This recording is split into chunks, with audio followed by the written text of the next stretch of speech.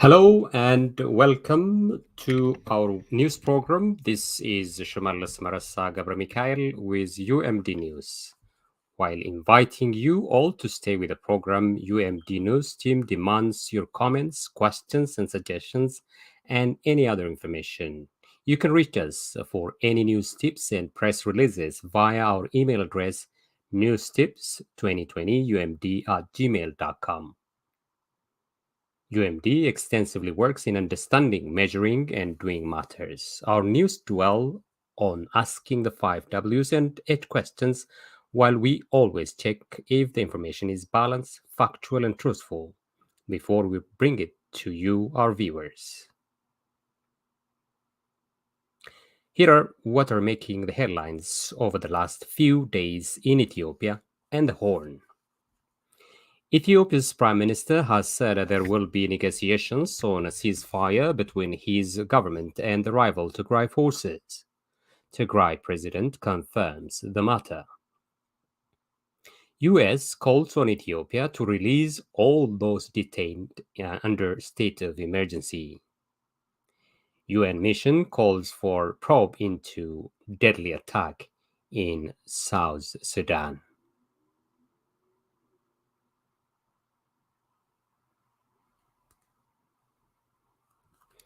And now, the news in detail. Ethiopia's prime minister has said there will be negotiations on a ceasefire between his government and the rival Tigray forces. Tigray president also confirms the progress pertaining to this matter. The chairman of the American Ethiopian Public Affairs Committee told the Associated Press on Tuesday that Prime Minister Abiy Ahmed was contemplating the option. According to Africa News, Abiy has never said as publicly as international mediation efforts continue amid one of the worst humanitarian crises. The chairman of the committee, Mesfin Taganu, revealed that he discussed privately with the Ethiopian chief of government last Saturday. The chairman described the tone and the 5-hour meeting with Abiy as a very earnest desire to stop this thing. Of course, the other side must be willing. The prime minister said that there will be reasonable negotiations that will keep the interest of the integrity of the nation first. Mesfin said that the new U.S. special envoy, who recently visited Ethiopia, would have ideas about the process. According to Mesfin, Abiy's government mediators, they want the population to push the TPLF to negotiate, where they provide no comment on the chairman's account. In a similar development, Tigray Regional President Gebremichael confirmed the process of the negotiation. In his interview with BBC, the president noted that negotiations are in progress via third party. According to Debrecen, there are signs of improvement on the discussions, while his administration is still firm on the positions of the withdrawal of foreign forces from Tigray, lifting the siege, and exemptions of all basic services.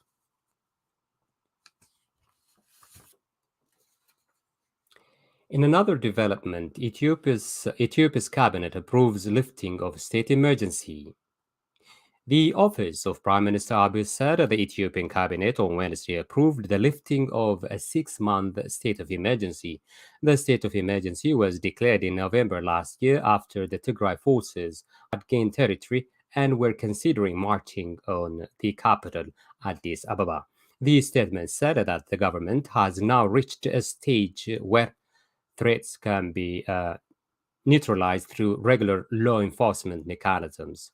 Reuters report indicates that the cabinet's decision was sent to parliament for its approval. Similarly, Ethiopian Ministry of Foreign Affairs has recently released a 50-page document meant to re-engage diplomatic ties with Western countries and international organizations. The statement issued by the advisory office of the ministry is meant to recalibrate the diplomatic relations that has been stiffened due to the over 1 year long war in Ethiopia. The document has mainly pinpointed what it called are the root causes of the war in Ethiopia, the perceptions and stand of the international institutions regarding the war, the major questions posed externally, and their possible pressures, as well as a result as solutions for all these, among other points. Likewise, the document underlines the importance of strengthening efforts to reinvigorate diplomatic ties and increase allies in the international fora. The document has accordingly identified 20-point strategies, which, among others, include securing national advantages of gains, enhancing regular engagements and dialogues meant to improve the political situation in the country and the diplomatic conditions internationally, firmly working to highly implement free market or economic system in the country, protect any kinds of external pressures related with human rights violations committed, and mobilize the diaspora community to back any of these efforts meant to strengthen the country's diplomacy. The document also suggested the importance of a free flow of information between parties working to evaluate past situations in the northern part of the country via the already established pertinent National Committee. It was also during this last week that Ethiopian President Sahle-Work Zewde appointed ambassadors extraordinary and plenipotentiary and 11 ambassadors to represent Ethiopia to various countries.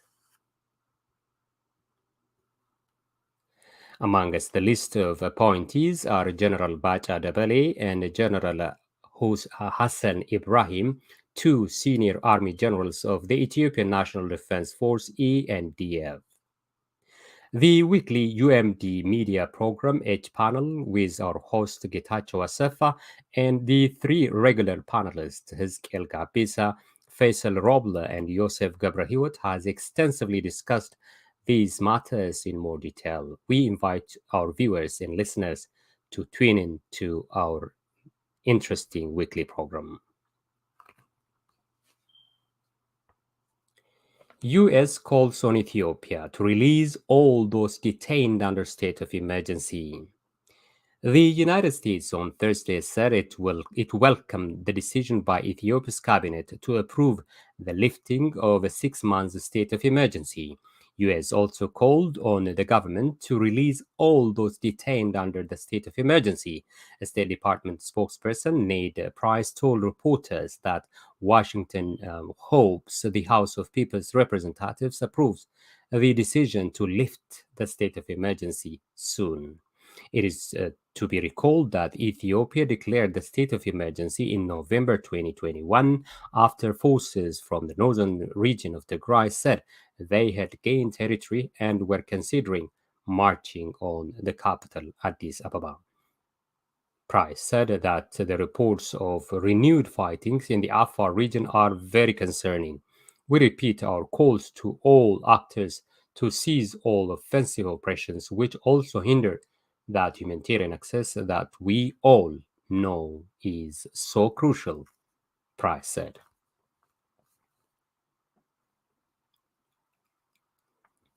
Over 5,000 days reported under Ethiopia's Tigray blockade. A new report by the Tigray Health Bureau says nearly 1,500 people died of malnutrition in this part of Ethiopia's blockaded region over the 4 months period last year, including more than 350 young children. The report cites more than 5,000 blockade related deaths in all from hunger and disease in the largest official days toll yet associated with the country's war. The head of the Tigray Health Bureau, Hagos Godafai, told the Associated Press late last year as the findings were being compiled and described the situation as the worst times ever. His report on the findings, published Wednesday by the independent Ethiopia Insight, says 5,421 days were confirmed in Tigray between July and October last year. The head said it was the first such assessment since the war between Tigray and the Ethiopian forces began in November 2020.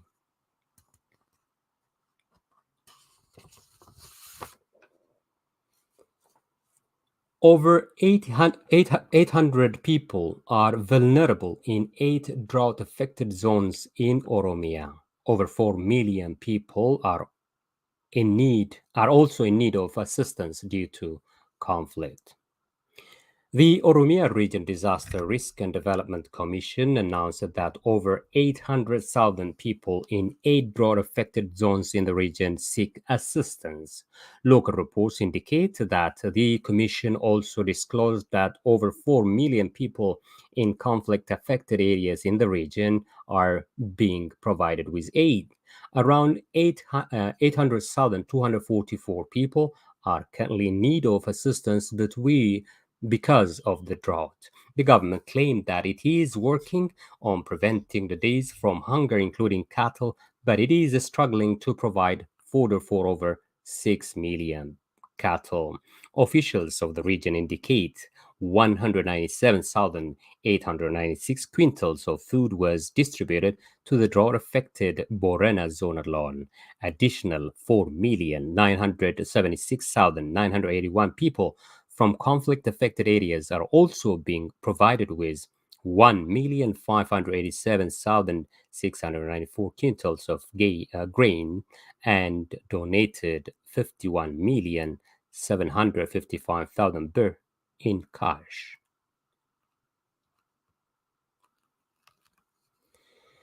UN mission calls for probe into deadly attack in South Sudan. The United Nations mission in South Sudan said on Tuesday authorities in the country must investigate a report of deadly intercommunal violence in Jonglei state earlier this week. The UN mission said the attack reportedly occurred on Sunday when armed youth from the Morille community carried out cattle raids in 2 villages in Baidit. According to preliminary information, 32 people from the Dinka Bor community were killed. The victims included 3 women who were killed by gunshots and 3 children who reportedly drowned in the river while fleeing. At least 26 people were wounded, and at least 5 houses were burned and other property looted. The UN mission issued a statement saying it strongly condemns any attack on civilians and urged groups and individuals to take immediate action to avoid further escalations that will endanger vulnerable people. Meanwhile, Peace and Security Commissioner Adoye urged AU to get more involved in fixing Sudan crisis. In a report to the African Union's Peace and Security Council, Bankole Adoye underlines the importance of addressing the complex crisis undergoing in Sudan. The commissioner said the institution could play a great role in international mediation efforts to resolve the crisis in Sudan. According to Bankole, these efforts have been led almost exclusively by UN Special Representative Volker parties so far. And finally, here is one of the analytical articles that grabbed our attention regarding Somaliland's recognition this past week. UK debate offers hint of a sea change on Somaliland's quest for recognition. An inside academic-like analysis of Conversation newsletter, British MPs discussion report regarding the recognition of Somaliland. The article noted that the tiny self-declared Republic of Somaliland has been having its presence felt where representative democracy and open debate lurk, while the rest of the Horn of Africa region is making waves on the battlefield. According to the reportage, the surprisingly large turnout and display of cross party consensus gave the proceedings an air of hope, the slight rumbling of a sea change. For the UK and the West more generally, this has involved treating Somaliland as a region of wider Somalia. This is despite its practical self governance and ambitions for independence. Over the past 3 decades, the article states Somaliland has accumulated achievements in maintaining peace and holding elections, and these developments have earned its special attention and praise from foreign governments and policymakers. However, they have not won it diplomatic recognition. The detailed report also analyzes the pitfalls of real politics and the limits to what can be achieved. The full report of this interesting piece could be found from Conversation Newsletter's January 21st, 2022 report. We invite our listeners and viewers to read.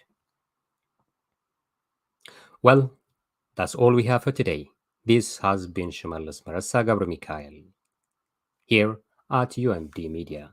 Please do not forget to like, share, and subscribe to our channel and follow our programs through our other platforms as well in order to become the first to know what is going on in Ethiopia and the Horn. For your comments, questions, and suggestions, and any news you would like to us to give coverage to, or to provide us with news tips, please send us an email at newstips2020umd at gmail.com. That is newstips2020umd at gmail.com. Thank you for watching and have a good one.